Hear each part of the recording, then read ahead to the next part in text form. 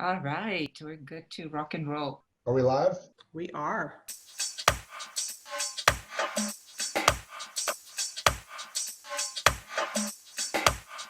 Hi. So welcome to International Coaching Week 2020. We celebrate International Coaching Day, which is today, with our signature event, Relieving Pressure and Restoring Potential. We're so excited to be here today with just an amazing lineup of coaches and speakers, and we really want to say thank you to all of you for joining us. So first, a little bit about us. Many of you are fully aware that the International Coaching Federation is the leading global organization dedicated to advancing the coaching profession by setting the highest standards, providing independent certification, and building a worldwide network of trained coaching professionals. We are now a global organization of more than 30,000 credentialed coaches, which is just amazing.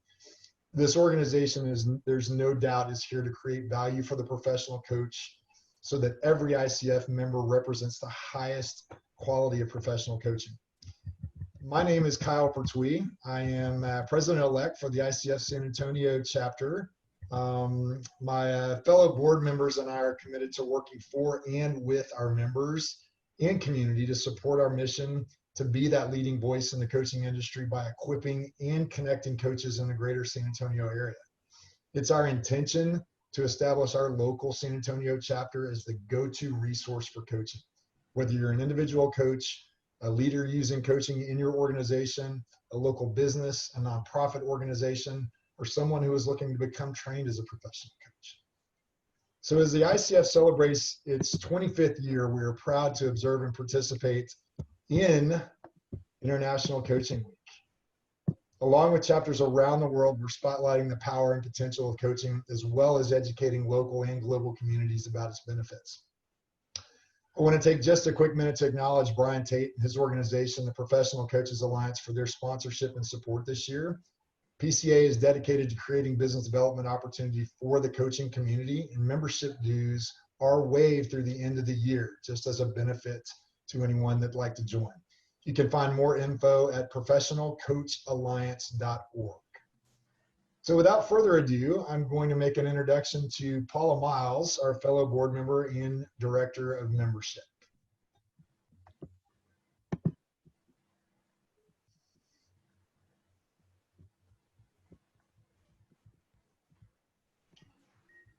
All righty. Hi, Paula. Hey there. How are you, Kyle? Good. Great, great. Well, my name is Paula Miles, and I am the Director of Membership for ICF SA. And I want to spend just a few minutes talking to you about 100 coaching sessions in 100 days. It is a great way for organizations to connect with ICF SA member coaches and provide valuable coaching services for your team members. For coaches, 100 coaching sessions in 100 days offers the dual opportunity for you to join ICF SA at a discounted rate if you're not already a member, and to expand your reach by providing pro bono services to clients that you may not have otherwise have access to. Interested coaches and organization representatives can visit the ICF SA website at icfsasanantonio.org, click on the Join dropdown, and scroll to the 100 days graphic for more information. You can also send an email to membership@icfsa.org, and we'll get you all connected. Now, I have the pleasure of introducing to you a coaching icon. Barbara Green and I connected way back in the day through a mutual acquaintance when they were both providing outplacement services and support. Barbara, I hope you remember that.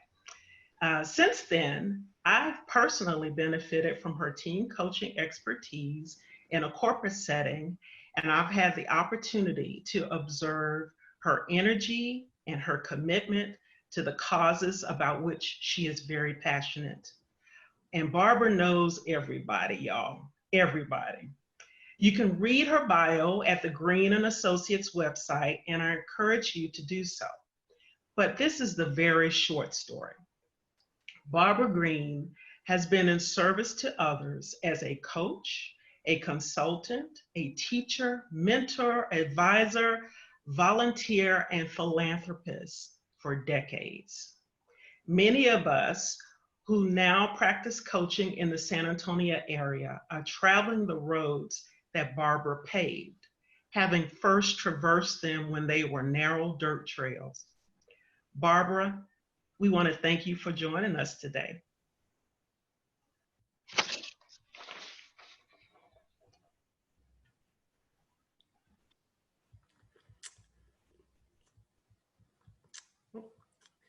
Barbara, you're on mute. Hello, everyone. And Paula, thank you. That was really heartfelt, and I am so happy that you went back down memory lane, because it was many years ago that we met, and we've connected and stayed together in many different ways. So we really appreciate it. It's great to see you involved in the ICF chapter. And thank you to the ICF San Antonio chapter for all that you have done. And yes, 25 years ago, I was there when ICF started. And it's been, what a wonderful journey. It's been an opportunity to reflect, which I'd like for all of us today to reflect on where we were 25 years ago. Where were you? Put it in the chat room. Where were you 25 years ago when this wonderful professional development initiative started?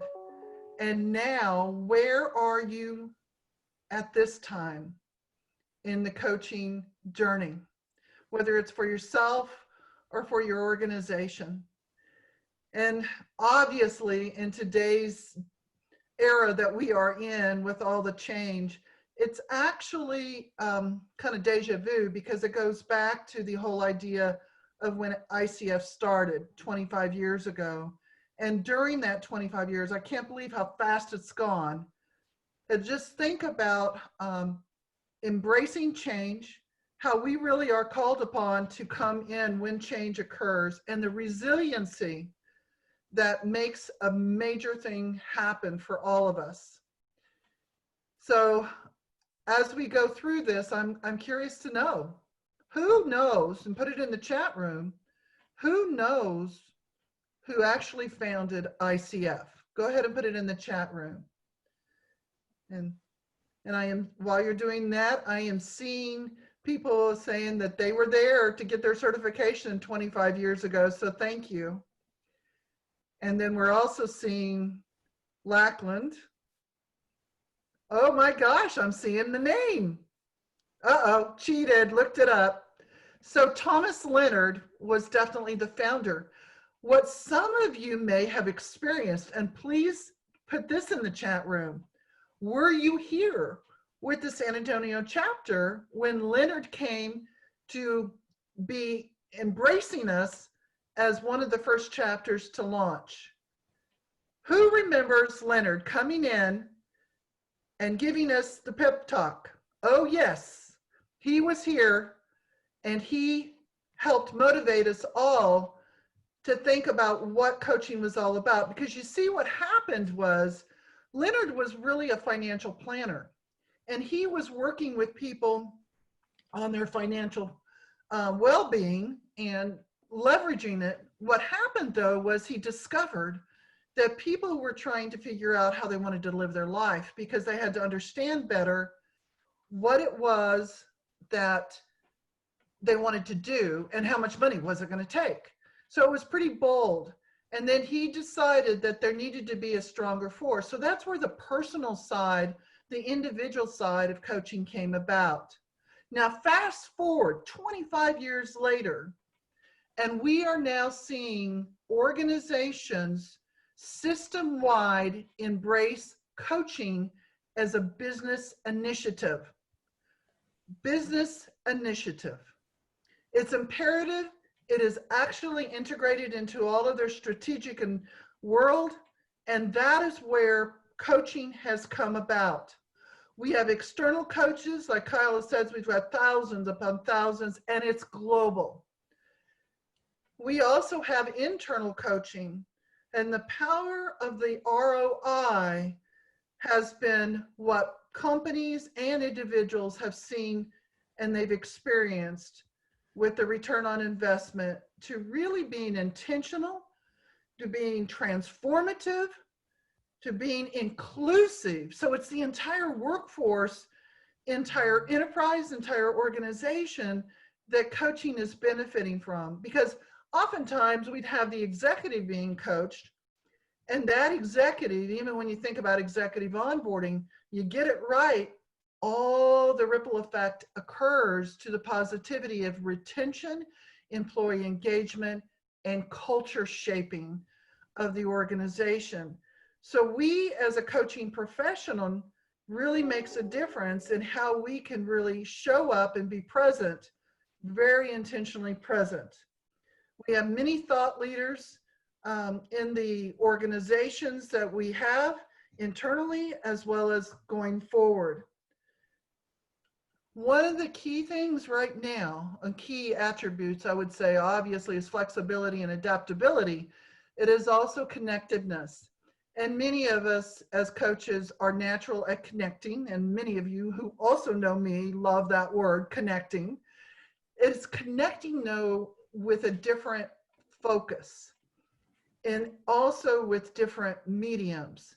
So like today, we have that opportunity to reach a broader audience beyond San Antonio of engaging people from all different walks of life in all different cities.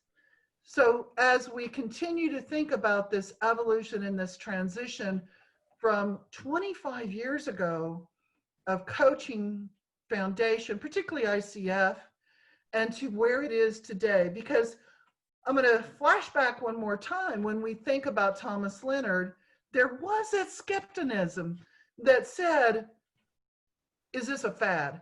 Is this a fad? Is this just not going to be, this is just like the cool thing of the year or the moment.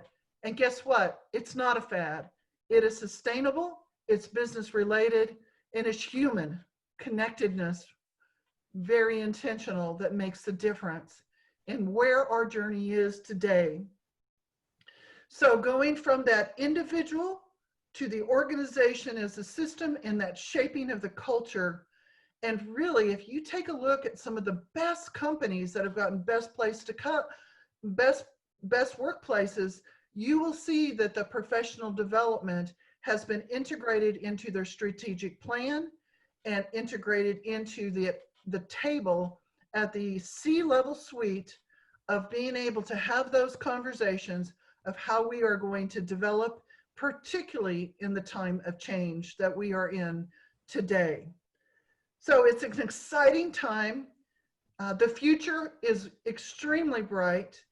We have many people, organizations that are calling upon that confidant, that strategic thinking partner of the coach, and many of you are sitting right there in today with us as we take a look at it. So as we look at, again, fast forward, reflecting back 25 years to now, coaching is definitely here to stay, and we are here to help as an inclusive organization and helping organizations across the enterprise. I want to close with a quote that is so fitting for today. And one is, this quote is, "Alone we can do so little, together we can do so much." Who do you think might have said that? Put it in the chat. Who said that quote? It's a very powerful quote. Who might have said that? Alone we can do so little, together we can do so much. Good guesses. Good guesses. And it was Helen Keller. Think about Helen's life. You talk about it as the epitome of coaching, embracing change, embracing resiliency, putting the ego aside, being able to be extremely transformative, all of those things combined. So as you look, think about the image, the 4-year-old knows Helen, the 80-year-old knows Helen.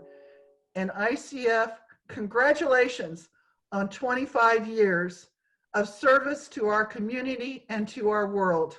Thank you all the coaches and the attendees that have been a part of today and a part of Coaching Week.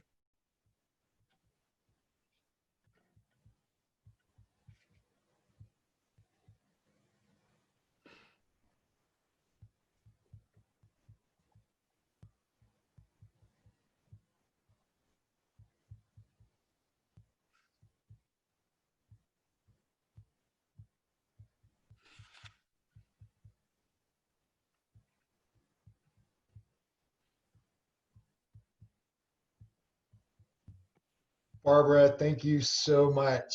And wow, yeah, it's human, it's connection, it's not a fad. And I love that quote. And yes, it absolutely speaks so much about what we're doing, and knowing that alone we can do very little, and together, which is what the beauty of all coming together like this is. So thank you again so much for those words. Let me just kind of move us forward at this point. We're going to go ahead and begin to introduce our panelists so that we can get started. I'm going to start with our fellow ICF San Antonio board member, Aurora Geis. She's also the national director and head coach for the Digital Creative Institute, where she is passionate about equipping leaders and employees with those tools to achieve high performance and maximize potential through values-based coaching. Rumor has it that she's trying to figure out how to get more than 128 hours in a week, because I'm pretty confident that she far surpasses that with all of the effort and energy she puts into everything that she's doing. So Aurora, welcome. We're looking forward to hearing from you today. Thank Second you. on our Great to be here. panel is Guy Clumpner, president of Hope Development Services and a powerhouse behind their unique values-based leadership approach. Rumor has it that Guy, you are buying the wine for our ICW post celebration. So we thank you in advance for that, and we're certainly glad to have you here with us. Scott Hopkins, Leadership and Talent Development Officer with Broadway Bank, and very passionate about helping businesses improve the way they think, act, and operate. He is also a new chainsaw owner. So, ladies and gentlemen, your trees are not safe, from my understanding, with all the additional time he's found during the quarantine. Denise Waymeyer, also joining us, of Waymeyer and Associates. After 20 years in the corporate world, Denise has turned her focus to coaching leaders to maximize their performance and make significant impact in their organizations and the communities that they are in. Last but not least, our moderator for today, Carissa Gay, founder and CEO of Courageous Leaders and a regional trainer with the Center for Coaching Excellence, training leaders and coaching skills to build those effective teams. She is also the president of the ICF San Antonio chapter and leading us into a great future by growing our membership, increasing our visibility locally by sharing the potential and the benefits of coaching. So Carissa, I turn it over to you today, and thank everyone for joining us. You guys sit back and enjoy this show. It's going to be amazing. Thank you, Kyle. And ladies and gentlemen, you are really in for a treat with this conversation here. It has been a delight to connect with all of our panelists and hear the expertise that they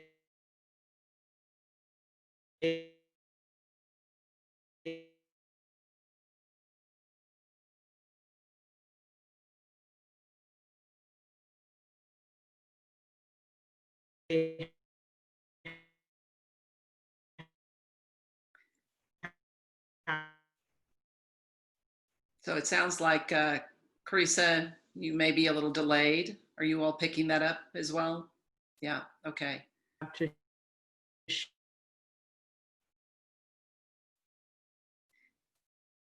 So it sounds like Carissa is saying how wonderful each and every one of you are. And she's so grateful. There she is. Nope. Oh, we lost her. Okay. She'll jump back in, I'm certain.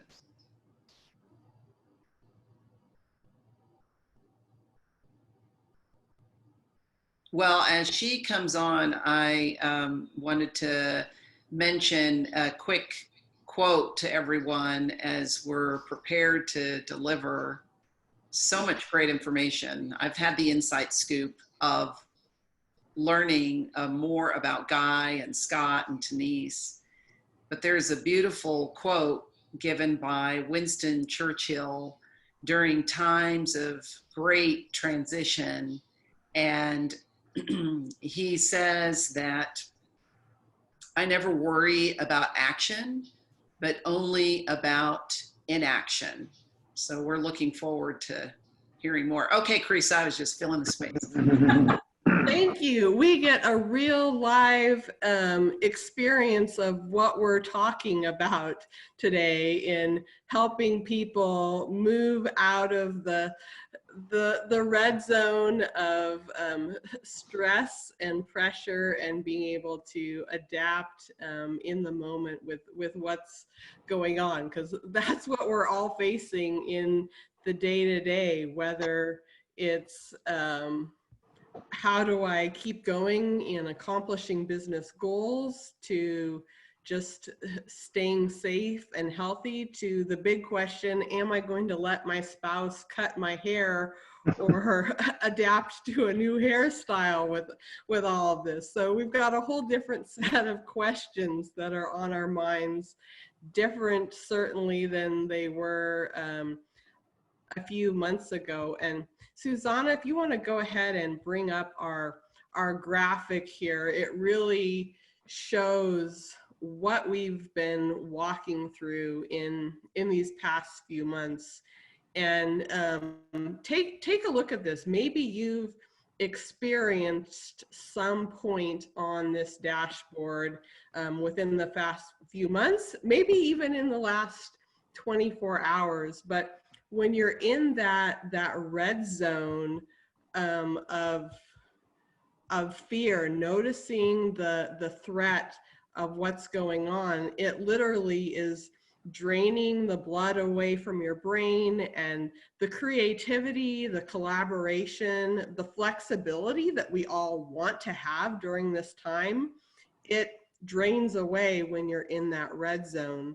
But when you're able to shift to that blue zone, focusing on the possibilities, the opportunities, your internal resources, that's what enables us as individuals, even organizations, to be able to navigate even in these uncertain times. So take a moment here and type in the chat, where are you at on this chart? What color would you clock in as with your emotional dashboard? We'll take a quick poll here, and as you're doing that, I want to open it up to the panel here and ask Denise, what have you noticed in the people and the organizations that you're talking to? How is this pressure impacting them?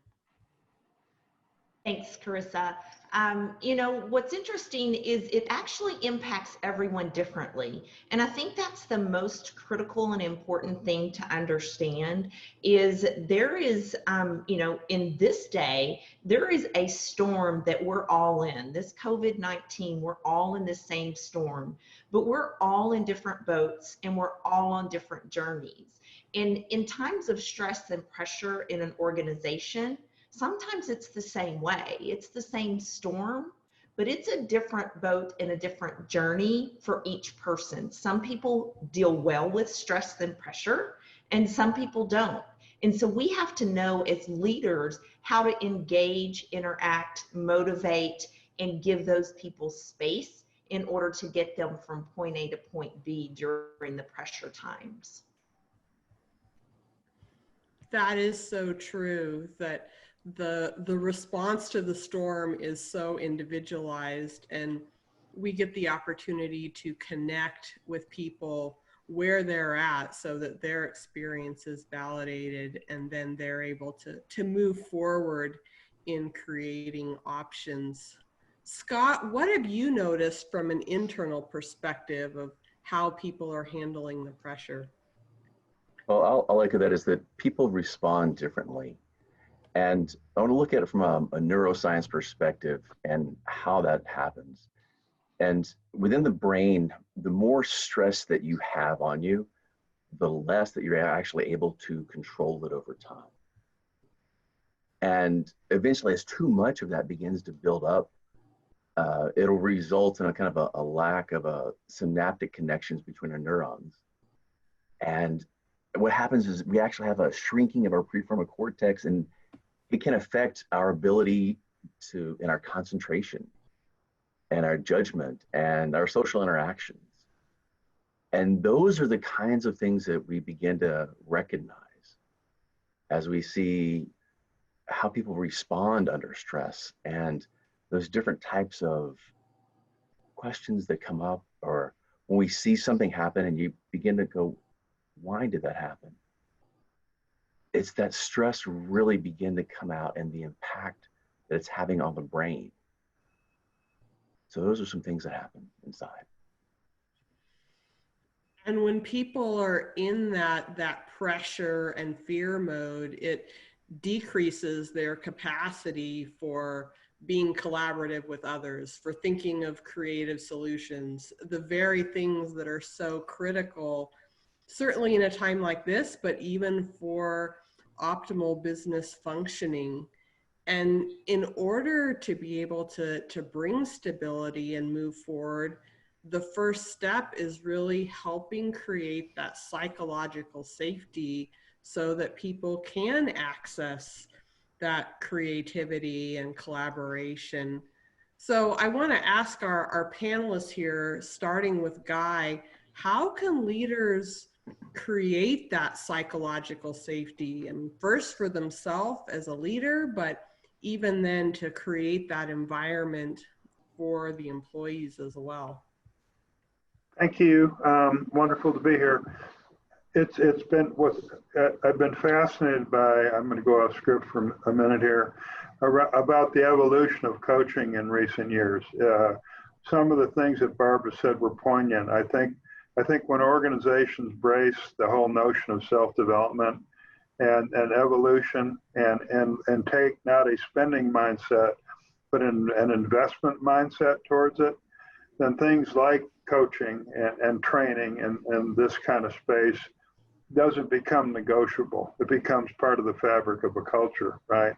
And then for us, what's been interesting in the years that I've been coaching, Scott just alluded to it, so much of the work that I do now is grounded in neuroscience and the whole EQ piece, because to get people to accept practical and pragmatic notions really requires an underpinning of them being okay. And so, Scott, you might get a kick out of this, but we talk about that prehistoric part of our brain, the amygdala, right? We've gone to the effort of personalizing it. We call her Amy G here at Holt, right? Amy's got a hold of me again. It literally is the fight or flight part of our brain, right? That creates, essentially a lot of irrationality. And so to kind of to get to your question, Carissa, it's in creating that safety, we use a lot of contrast, right? And I think I shared it with you last time. It's the whole notion, it doesn't sound aspirational, but it's helping people be okay, literally helping people be okay. And from a couple perspectives, one, we all know people in our lives who really aren't all that okay. And so we also know that life is a sine wave, right? You have good days and bad days and everything in between. And knowing that, the question is, how can you get people on more of a continuum where I like to frame it at this point in terms of the contrast between love and fear, right? And so if you're gravitating from fear, right, it's being skeptical and being worrisome and trying to control more. It's a scarcity perspective. It's limited energy. It's loss framing and negativity, right? If you get people to more of an orientation towards love, then it becomes possibility and potential and optimism and opportunity and inclusion, right? And abundance. And one of the things that I've been asking people through this whole episode is, what are you learning, and what are you learning, and what are you learning, and what are you learning, right? Because I've taken a lot away from this. There's things that I don't like, but if I have more of an abundance mindset, this very webinar that I'm part of today, I wouldn't have been doing this if we weren't in the environment we're in right now. And so learning can always take place. And so I think that creating the safe environment is just helping people have that conversation, helping them be okay. That makes sense. When people realize that they're safe, that they're okay in that moment, then they have that calm confidence to be able to navigate what's going on. Scott, what do you have to add in terms of creating this psychological safety? First, I want to kind of slightly differentiate between trust and psychological safety. Is trust is when you give others the benefit of the doubt when you take a risk. Psychological safety is when that perspective, will others give you that benefit of the doubt when you take a risk? And so then how do we break that psychological safety down? There's kind of 3 levels of that. 1, safe to be yourself. And are you safe to speak up? 3rd is, are you safe to take risks and make mistakes? As during this period, one of the most used courses on Udemy right now is on a growth mindset. And that appetite to grow right now. So some organizations are at that point of a growth mindset, are the cultures are shifting. And so where are we in our personal readiness to be safe? And are we ready to step out individually? Are we as leaders really open to create that safe space to listen? And to, in this case, to sometimes to clarify those roles, that it's okay to speak up, and that in that space of that, what that role is, to change something, because things are different now. Of all times, people need to have that freedom and that safety to throw out ideas, no matter how outside the box they are, because we're navigating this new territory. Denise, would you like to add something on this question? Well, I think what you have to do is, as a leader, you have to do everything you can to remove yourself from the situation or from the storm, to be able to step back and look at what needs to happen. What would you do with and for your team if it wasn't a storm or pressure or stress? And what can you do still because you're in this situation, or where do you need to adjust? And so I think as a leader, really being able to step back and, it's almost like step back, take a deep breath, process the situation. And even just those simple acts will help your team know that you're leading from a rational, sound place. And just watching your behaviors is going to make your team feel more confident and safe in where you are. If you're not safe as a leader, that's going to ripple out, and people are going to catch the contagion of that fear pretty quickly. Exactly. Aurora, what would you like to add? As I was listening to everyone talk about the psychological safety, it is between 2 people or a team. And I like to give a lot of images. The imagery that came to my mind is like a boat. And when the storm comes, you have to anchor the boat so that it doesn't leave where it's currently anchored or placed. And so for a leader or an individual, it's really important for them to understand where they are and how they can focus on securing what's important to them.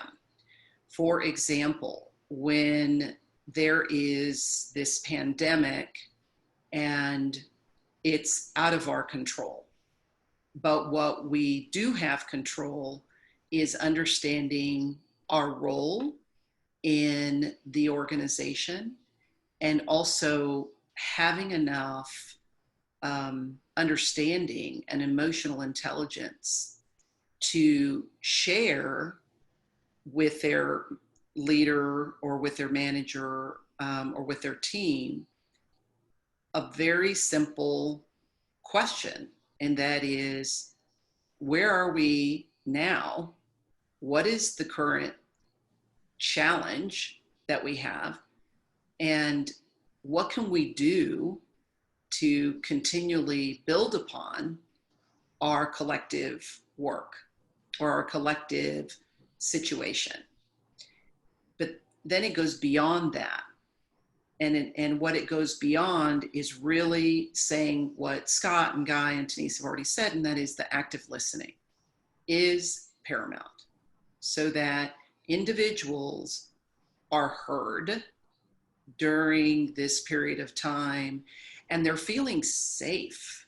They're not being, they're not being interrupted, for example, as they're sharing these challenges.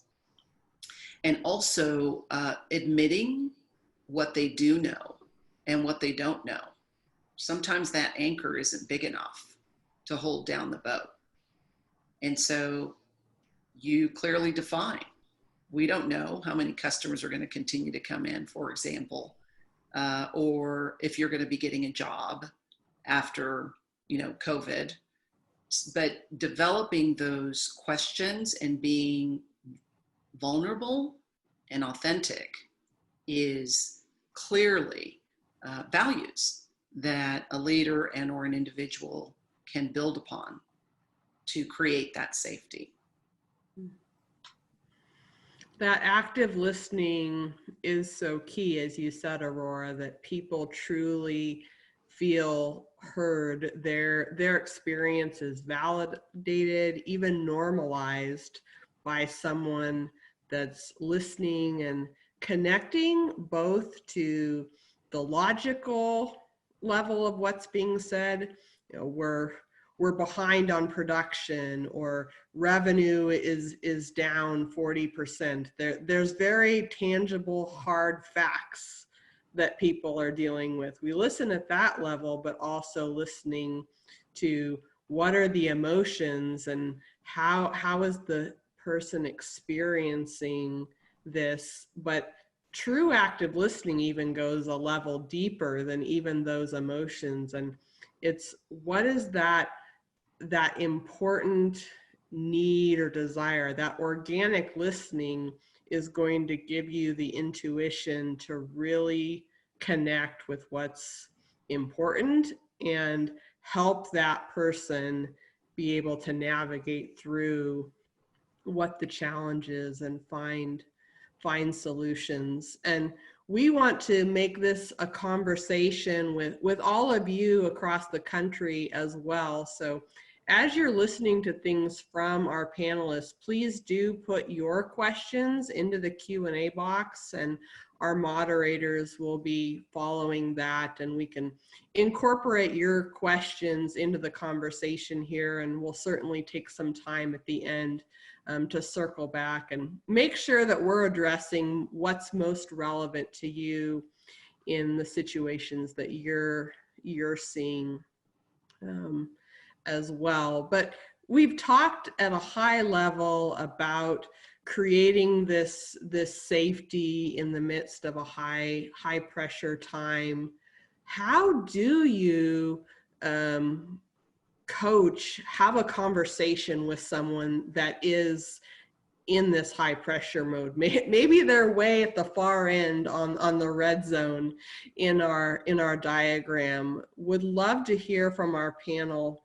What are some tools and approaches you use in having these conversations with people under pressure? And Aurora, let's start with you.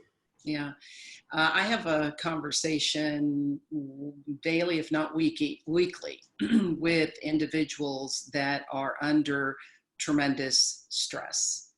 And first and foremost, I meet them where they are by acknowledging the current emotion, the current thought, or how that thought is making them feel.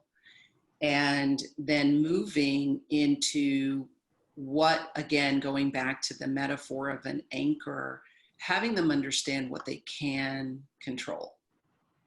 And being very specific in terms of the things that they seek to be. One is being, and then of course, as they're identifying that state of being, whether it is confident, whether it is curious, whether it is inquisitive, and then moving that action into a problem and the problem that they're encountering. And we call that at Digital Creative Institute, we use pragmatic inquiry, and we usually start, I should say, with the challenging question or the opportunity. And the challenging question sometimes takes time for them to synthesize because the emotion is so high. So back to, how do you coach people that are going through these challenging times? First and foremost, really meeting them where they are and understanding what emotion it is, having them identify that emotion, and having them also understand how it's impacting their thinking. Back to what Scott mentioned in terms of the neuroscience, they can't think clearly when they're angry, afraid, frustrated, but getting them through also exercises to calm their mind so that they could clearly see what the issue is. And that's another thing that I'll say is coaching clients, they don't, when they're in a state of fear, stress, anxiety, there's no clarity. So our mind is seeking for that clarity. So being able to put everything out there in terms of issues that are concerning them, you can begin to quickly coach them through what they do know and how they can put those values, as Guy has been talking about, their state of being, into action. That is so powerful, to connect right with where the person is at, but then help them start creating that vision of, where do I want to move forward? Who do I want to be in the context of this situation? Guy, what would you like to add on how to have these conversations? Well, a couple things. I think Aurora really was foundational in terms of, I go to focus all the time, right? Because it's so easy to get unfocused, especially when it involves pressure and fear and stress. And so I think one of the helpful reminders that I try to help people gravitate towards all the time, it kind of relates to, for lack of a better way of saying it, a little parlor trick I've used with my consulting clients for the last 2 decades. The first question I ask when I walk into a room full of executives is, write 1 or 2 things down that you would like to see changed overnight, if you magically could see them changed in the organization. And then when they put their pens down, I ask this question: how many people wrote me? And usually the number of people that write me is a round number, because as human beings, we get pretty preoccupied with trying to change everything around us, the conditions, the people, the outcomes, the acting forces, etc. And as my wife happily reminds me, I have partial control over about 1 person in the universe, and that would be the person in the mirror. It's kind of sad, but it's true. And so I think getting back to the whole stress thing, right, is helping people understand that they're not likely to be able to to change the environment, right? Or not be able to change some of the challenges we face, but you can focus on how you show up, right? I would also amplify that it does require, I like what Aurora says, I tend to work more diagnostically, right? To say, what is important to you, right? What are the questions that we need to, what's the problem we need to solve for here? And hopefully make it something beyond trying to control the universe, because that's pretty futile, right? But if you can help people in terms of their mindset, and to get to a space where they can be prepared for anything that comes along, right? You're going to be helping them. I would argue that there's a little cognitive dissonance that's required here, because in many ways, the people who come in and seek coaching, in my experience, and probably for a lot of people on this call, are the ones who feel a positive pressure to change, a positive pressure to grow and evolve. It's still pressure. And so then there's the pressure of the things we can't control. And as we know, that's futile anyways. So if you can somehow channel that all into more positivity, right? I like to say that, the way a violin makes music is the result of tension and stress, right? I'm not prescribing that as a diet, but it's how do you frame it for people so it can be more of an opportunity. Yeah, the way you tell shape the narrative, that really determines what your perspective is, whether you're looking at it from that red zone perspective or the blue zone perspective. Denise, do you have anything to add on how you approach these pressure-filled conversations? Well, I think one of the things is you think about, Aurora hit on kind of the empathy and meeting people where they are. I think that's critical. But as a coach, what you need to do is listen to them in order to hear the pressure. Because a lot of times they are maybe not even sure why they're under such stress or why they're under such pressure. So by really being able to have that active listening, asking additional questions, and being able to hear things like, maybe excuses or defensiveness or finger pointing or things like that, you can identify that there is something going on. And so sometimes someone comes to you and there's pressure, but they don't realize there's pressure. And so by asking some of those questions, because you see those flags, you can get them to realize that the reason they're so uncomfortable is because of that pressure. And then you get to the point of being able to articulate it. And what a lot of times coaches call is name it. Because once you name it, you've really owned it. And then you can start moving into the place of figuring out what you're going to do with it. Naming the pressure, the stress takes the power away, and then you're able to move in a new direction.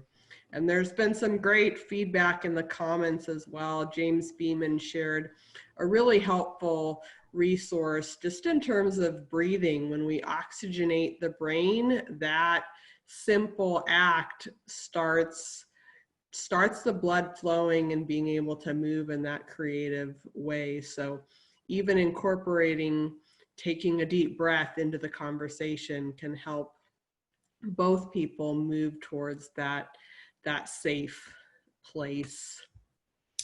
Now, we've been talking at a high level in terms of some of the relational dynamics in the midst of this pressure. Want to take it out to the organizational level of how can organizations put systems or processes in place that help navigate during these times. Scott, can you lead us off on this one?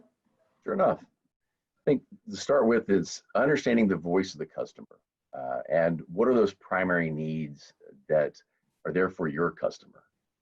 And then substantive with that is to draw a map of what's really going on in the organization and where the complexity is for your customers. Second is to set a rhythm to reduce and redirect. From a top level perspective, that might be a stop, start, and continue. It might be a shifting of priorities, but it's some periodic review of where we are, what's happening. We need to move that forward, or we need to just not do that now, or not do that at all. Or maybe need to renegotiate a time frame for this particular activity. There could be another component as well, from a bottom-up perspective. One thing we've done at Broadway is to build it into our continuous performance management piece. We actually have one of the questions there is, are there any expectations that may need to be modified in light of shifting priorities? And this should be asked by managers to every employee to understand what's happening relative to that particular team, relative to that particular individual, and really finding what that rhythm is. Third is to create a dashboard for those critical few metrics. Knowing what they are, making them public, and then communicate, because there are drivers of what those metrics are. And by focusing on the processes will result in the right outcomes. If we just focus on the outcome itself, we may not get where we want to go, and we may create other behaviors that we may not want. So by working through those processes, seeing what the results are in combination, that's where those dashboards for the critical few things really come into play. So understanding the customer, setting the rhythm to reduce and redirect, and creating a dashboard for the critical few metrics. And those things all are forward looking. It can be so easy to get just reactive mode of how are we responding to the crisis of the moment. But when you keep your vision on how are we serving our customer and what's the long-term impact of the decisions, you're able to make a path that's going to put you ahead down the road rather than just managing the crisis of the moment. It's Denise, easy sometimes. Go ahead, I'm sorry. Do you have anything to add on that? Yeah, I think one of the things that's interesting is the fact that, when you think about the pressure in the organization, a lot of what we're trying to do is look at how we can do things with what a lot of people will say is do more with less. And as you look at that, I like to change the language. So what can you control? And so rather than saying, let's do more with less, how can we do things differently? Because that do more with less is just that almost it puts you in that negative frame of mind, and it puts your employees and your staff, it's almost demotivating. And so if you're able to change that language to a positive perspective, I think that's the start. And then when you look at the processes that you have in place as an organization, how do you challenge the status quo and allow your team, the people who are on the front line, the people who are doing the work, to come up with how can we do things better and differently? What do we need? What processes do we need to put in place in order to make sure that we're doing the right things for our customers internally and externally? And it takes courage and curiosity to think about how you can do those things differently. As a leader, you have to be willing to empower your team to come up with those suggestions and ideas, listen to them and hear them out, and ultimately get their buy-in. Because if they can weigh in, they're going to buy in regardless of the ultimate decision that's made. But what's critical is if you don't make a decision that your team suggests in this organizational pressure, you also have to follow back up with them and let them know why. Why was the decision made that you made? And what can you do to get these processes and procedures to calm the entire organization? it really underscores, Denise, that important of you as a leader being safe and having that internal confidence and calm, because that's what's going to enable you to step out in this risky territory of there isn't a roadmap of where to take the business for the next 6 months, and being willing to try these new things and incorporate people's ideas. So the safety really goes both ways. Yeah. Yeah, I would add to that, to both what Scott and Denise said. You can't underestimate the power of culture. You simply can't. We're blessed. We got into values-based leadership 32 years ago, long before it became trendy. And so our culture is very, very deep. We're in our a new generation of ownership. And so, and you can draw that whole line, that whole thread. You know, you can argue that people act as a result of their own beliefs. It's true. It's the way we choose to act, the choices we make and follow through will be a reflection of what we believe. And so if you can work in the greater context of an organization that has a strong culture, you'll understand, you'll have a greater appreciation for the fact that the very people who create the results that are so important to sustaining the business are the heart of your business, the heart and soul of your business. And so it won't be as challenging to be empathetic to the needs of the people in the business. You do have a set of beliefs that help guide people. And it can boil right down to, and I love what Scott said about process. We use a lot of process maps around here, right? But, you know, for us, self-management is our number one competency. It's number one. It's more important than anything else. So if you have a culture that implies that taking care of you is not just, it's not optional, it's required, then it makes the path for leaders so much easier in normal times, but even in times like this, because the decisions that organizations tend to make, I always say anyone can hold the rudder in a calm sea. That's not leadership.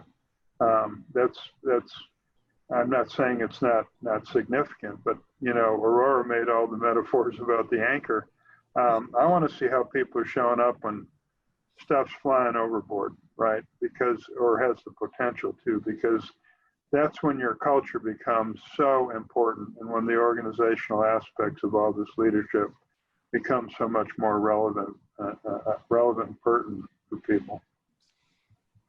I'd like to add something back to the metaphor. It's when you have your sails up and your sails are hit with a strong gale wind, and it starts to take you off course. But it takes a tremendous amount of tension to hold that sail to start either moving it into the direction, or you just let that sail drop, right?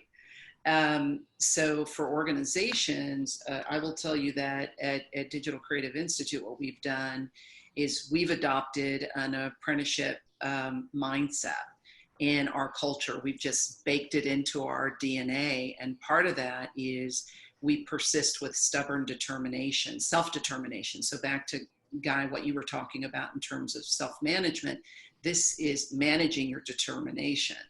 And instead of depending on others, you take responsibility for the future, so to find your own answers. And so part of that, what we've done is we've had to pivot. We've had to put 3 pieces in our place, stay focused on the mission and who we're serving, what Scott was saying. And in addition to that, driving efficiencies, because we were looking at where can we begin to shift our strategy so that we can begin to move in the direction to serve our customers, both talent supply and employers that are hiring apprentices. And then of course, driving for high impact. And what we ended up finding, because those values were really steering the ship, not only of self-determination, stubborn determination, but also taking action and seeking out the master and giving more than we get, but also working with creativity to expand the possibilities, we shifted to online, as most organizations had to. We provided online learning, and what that ended up doing is it allowed us to expand our territory. But imagine if the culture, or if this organization was focused on the lack of resources or what we could not do. But we didn't. The entire team was focused on what can we do and how can we grow the how can we grow the mission of adopting tech apprenticeships. And it took each and every one of us inside of the organization. Now, I will say many people were the brunt of there was fear. It was raw and it was real. And so the coaching really came in to help them understand what can they do, similar to what we have been discussing, and really peeling back that inner critic, which we all have. That's the saboteur that's inside of our minds. And so having a day of reckoning with that saboteur to say, what is the mission of that saboteur? Because contrary to that saboteur, negative talk, inner critic, that we have a future self that really wants you to succeed in your full potential. And having that conversation, which, again, embraces that psychological safety, helps people adopt processes when they understand where we're heading, when they understand the direction of serving more customers is going to even be greater when we come out of the storm. I hope that's helpful. Determination to navigate through the storm and really helping people connect with what is their true identity, because we all have the static, the internal voices that are asking all of the red zone type of questions. And as people step into what kind of leader do I want to be in this, they're really able to move forward. Guy, what do you want to share in terms of the qualities that are really essential in navigating pressure well? Well, I think you have to touch on what Aurora said, because it's pretty profound. I mean, when I went into coaching, and this is a confession, okay? It's like a lot of things in my career where I said, sure, that sounds like fun. And then it wound up being that. People will come at this point and say, well, what is, and I know everyone goes to this. What will happen when you coach me, right? What is this? And I always say, it's a dialogue. It's a dialogue between two people. What I don't tell them is, guess what? I'm going to learn as much as you will. I may learn more, because, and this is just my line of thinking, Aurora, so I've lost track of the times when I've said, if I just get one more thank you note, I might start really believing this stuff about myself. This journey is like filling up an emotional colander, right? I love Michael Singer's book, right, The Untethered Soul, because your inner narrator is not your friend. He or she is usually giving you bad advice every single day. And so it is finding a sense of self, right? I also believe, it's all about making choices too, right? I use an illustration on the whiteboard a lot, called the simple thing called the choice map. And the implication is that the first thing I ask is, how many choices do we make in a day? And the answer is a lot, right? We make a lot from the time we get up to the time we go to bed. And we make them with the intent to get outcomes, because outcomes are productivity and outcomes are desired. But the catch is, every single one of those choices conveys a message, every single one, every choice you make throughout the day. And so a lot of it is, to me, what kind of choices you want to make to send the right messages to you, right? So that you can be available to help other people make those choices. Because I think so many times the velocity of business, the stress and all the other things cause us to make choices, and we don't give enough consequence to the message we are sending. And so a lot of that is finding, to me, the rhythm and the self-discipline to understand that I have to self-direct so that I can make the right choices, both for me first, but then to be available for others, if that makes sense. The safety starts internally and then goes out to others as well. And this speaks to right where organizations are at right now. We have a very relevant question that came through here. How does a company rebuild psychological safety during times like this with COVID, when there's been multiple layoffs, multiple quarters in a row, even before COVID came, and now it's like being hit with a whole nother blow, and the company is just in turmoil as a result of these ongoing layoffs. So the question is, in these uncertain times, how can a leadership team help those that remain and might not feel like there's any sort of safety? I'll take that one, if you don't mind.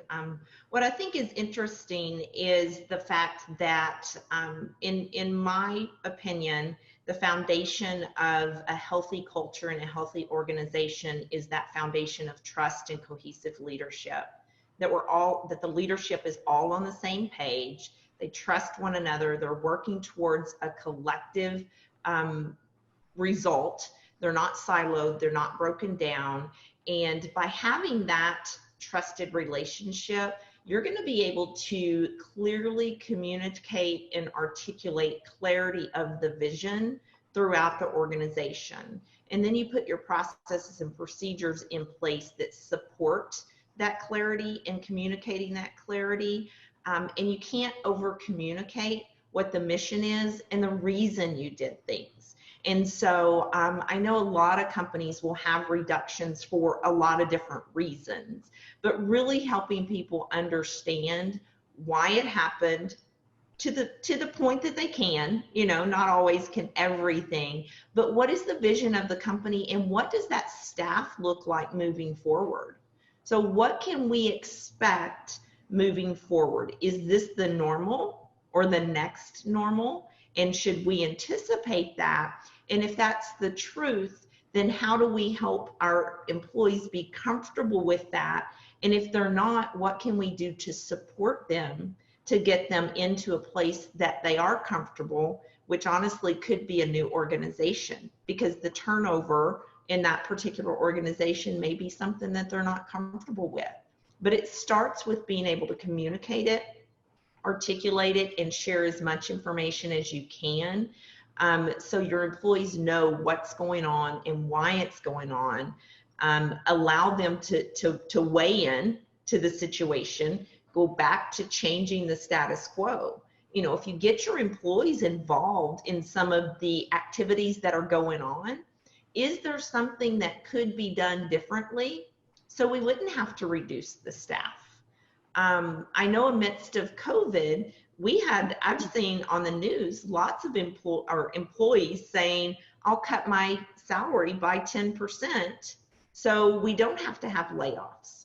I mean, that's extreme, and that's in this in this unprecedented time, but there could be situations that different employees have if we are almost a little more open with the vision and what's going on with our company to get the weigh-in and the communication and the information from a broader spectrum across the organization. So when those decisions are made, the employees really are committed to those decisions. Yeah, Carissa, I'll also add to what Denise is sharing. We've had a lot of experience with individuals that were inside of organizations, even prior to COVID.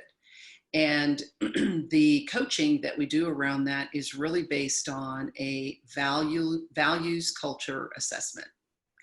And it's pretty easy to begin to see what they say on their website and what they do inside of the culture, how they make decisions and how they treat each other. And so we really build on how our apprentices understand what Guy said earlier, the cognitive dissonance. When things they're not congruent, they begin to see that their values may not align with that organization. So now, fast forward to, during this pandemic, we begin to see a heightened awareness of behaviors. And those behaviors, as we also teach our apprentices, structure drives behavior. So tell me what the structure is. Tell me what your values are. Tell me what your process, your strategy, your mission, your vision, your values are. And I'll tell you how that organization is going to behave, because you have the ingredients of what that culture is baked in. So for our apprentices, what we really begin to coach them on is, based on the behaviors that you're seeing, is this an organization that lines up with your values? Because this generation of Gen Xers and Gen Zs, not Gen Xers, sorry, Gen Xers, Gen Zs and millennials, they really are no different than previous generations. They want to align themselves with an organization that has purpose, because we all want meaning and purpose in our life. So the opportunity is to really begin to understand how that organization is making those decisions, and if those decisions line up with theirs. We had an apprentice who got laid off, and immediately the first thing she said was, this is not the organization where I need to be, because they didn't even value to tell us. I mean, we knew why they were laying us off, but they didn't even have a conversation. They came to my desk and they said, pack up your things and leave. 30% of the workforce gone. Now, you tell me what kind of values that organization is instilling to their employees. And so for the remaining employees that are there, they're told, well, because of COVID, we had to cut back, which is understandable. But those values are based on financial impact. Could there have been a better way to communicate that to the existing employees in terms of the value that those employees were bringing to an organization? Absolutely. So back to Tanice's point, really being clear on what are those values, how are they making the decisions, and also communicating the impact that the existing employees have. I will say this, that employees now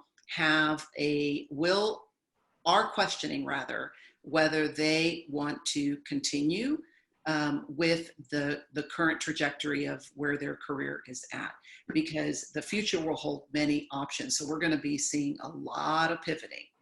I guarantee it. We're going to see a lot of pivoting, because we're staying at home, we're with our families, we're educating our families at home. All of these systemic changes are going to impact what we value as an individual, as a family, as a community, and that includes where we work. So. Mm-hmm.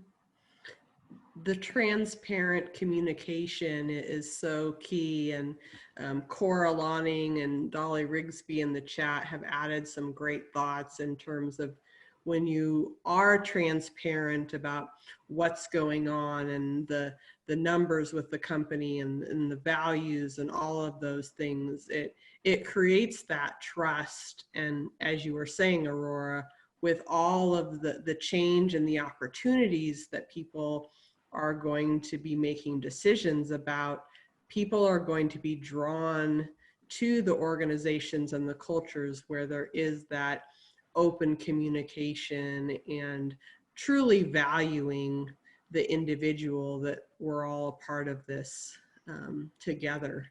And it really does come back to that self-ownership, self-management, as Guy was talking about. And a question was asked of what is that self-management, and how does that really tie into this whole conversation about creating safety? So Guy, could you talk to us a little bit more about this self-management concept and how that relates?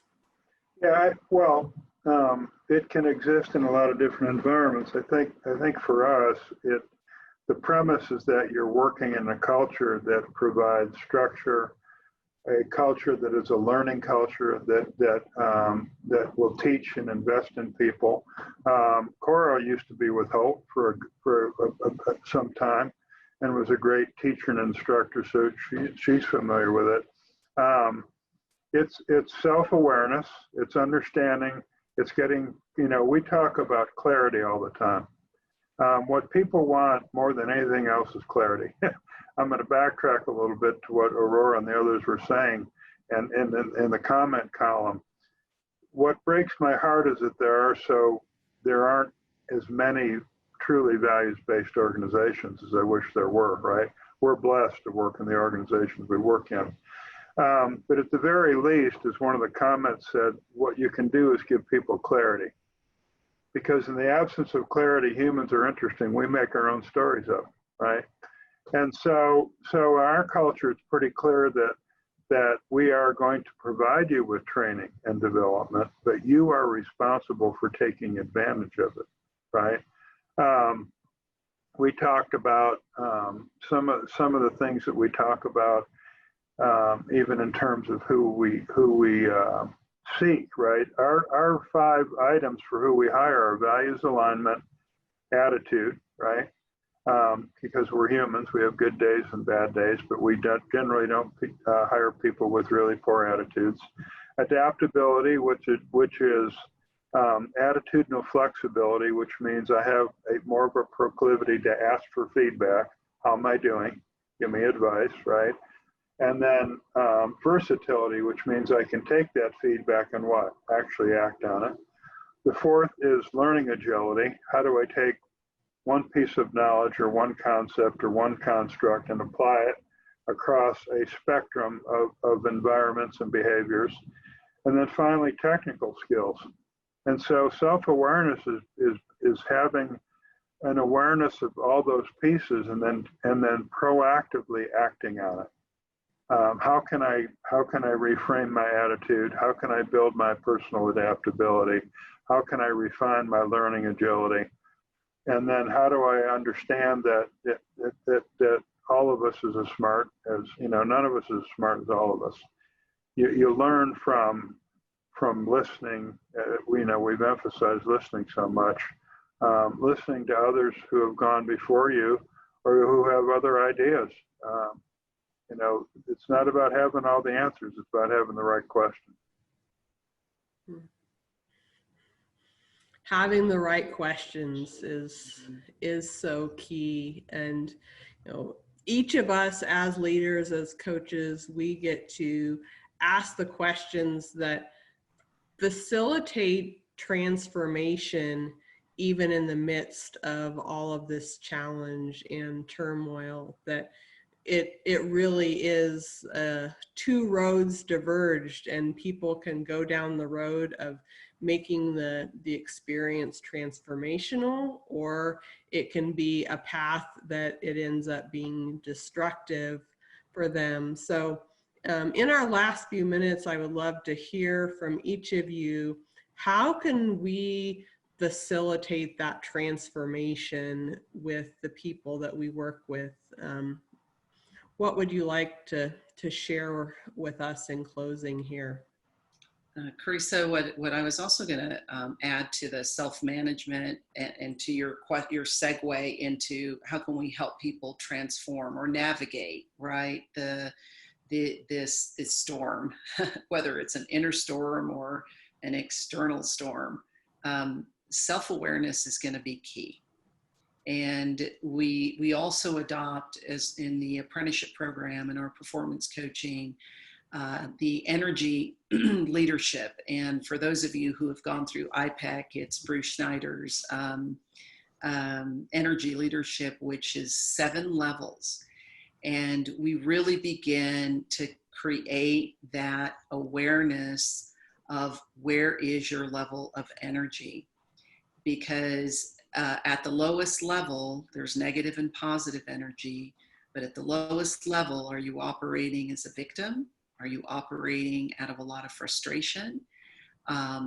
or are you operating at levels that are higher, where you can begin to co-create possibilities for your life, for your career, for your future? And that kind of awareness really begins to anchor the clients, so that they have an understanding, they have a construct of defining where their energy is at and how it is impacting their decisions, and also how it's impacting the environment, because we're all energy. Our bodies, our minds, we're all energy, and we are going to emanate that energy when we are interacting with people. Even now, you look at all of us on the screen, we're all emanating a certain energy, yes. And so harnessing that understanding, that self-awareness of their core energy and how that emotion is aligned with that energy is part of the transformation that we begin to help or coach our clients through.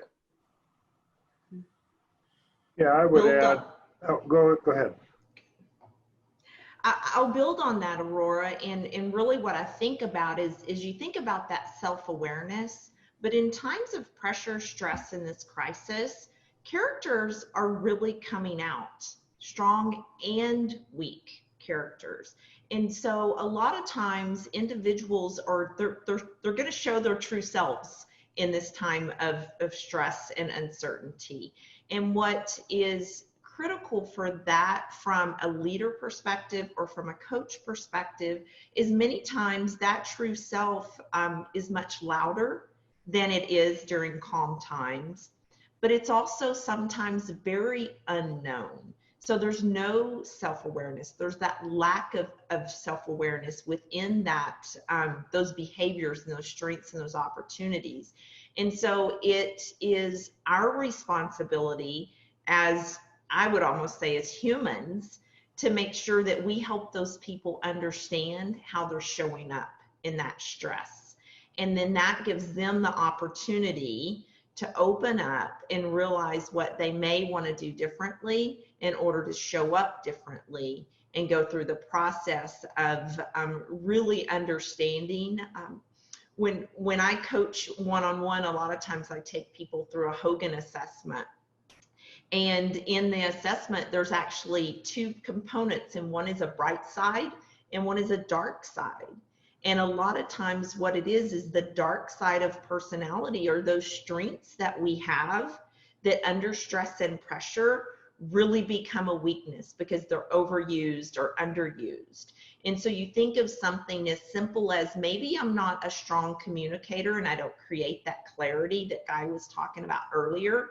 And then I get in a stressful situation and my communication and my clarity actually goes down. When it needs to go up 2 levels, it goes down 2 levels because I'm under stress. And so we have to make sure that we're creating the space where we can uncover that deep self-awareness and help others see where their behaviors fall. Yeah. And I would expand on that a little bit around the whole self-awareness thing, and to your point, Denise, so that people can be open and available to it, because a lot thematically of what I help people with, or certainly try to, is also to focus not just on self-awareness, but self-love and self-respect and self-worth and self-kindness. One of the questions I ask people a lot is, if you encountered a five-year-old version of yourself, how would you treat them? Would you be mean-spirited? Would you be critical? Would you be demeaning and hurtful? No, you wouldn't. So why do you treat the current version of yourself that way? We all have that 5-year-old inside of us, right? I can go home and tell you a lot of times my 5-year-old wife kicked my 5-year-old boy's butt, right? I'm human. And then you come into the workplace, but it is about understanding your own worth as a human being, as the foundation, so that you can get to the bigger piece around awareness and growth and evolution. When we create that safety of valuing ourselves, we're able to extend that to others as well. Scott, what would you like to share about creating that transformational space?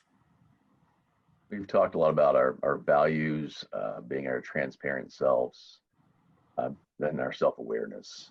There's one tool that I've learned with in doing some work with the Applied Neuroscience Institute is the VIA survey of character strengths. VIA is values in action. It is a free assessment. It's a great coaching tool. And it really helps one understand what is your deeper self and what is your true strengths. For example, curiosity, creativity, love of learning, zest are mine. I mean, that defines me, that drives me. Those are the things I'm passionate about. Those are my true strengths. And so when I make decisions from those strengths, and I'm curious, my number one character strength, to move through curiosity, I'm able to be kind to myself, connect with myself, and connect with others. And I think for me, it's being honest, being transparent, being true to self. And all of these things that we've been talking about is really being who you are and just coming out and being authentic. And if we're authentic with ourselves, we're authentic with others. And that's really the bottom line. Being who you are, that's really what it boils down to when you look at navigating these times. And when we connect with our strengths and help others identify their strengths and leverage them, then you have the tools and the creativity to be able to navigate the challenges. And I want to thank each of our panelists for all that they have shared with us today. Rich nuggets here.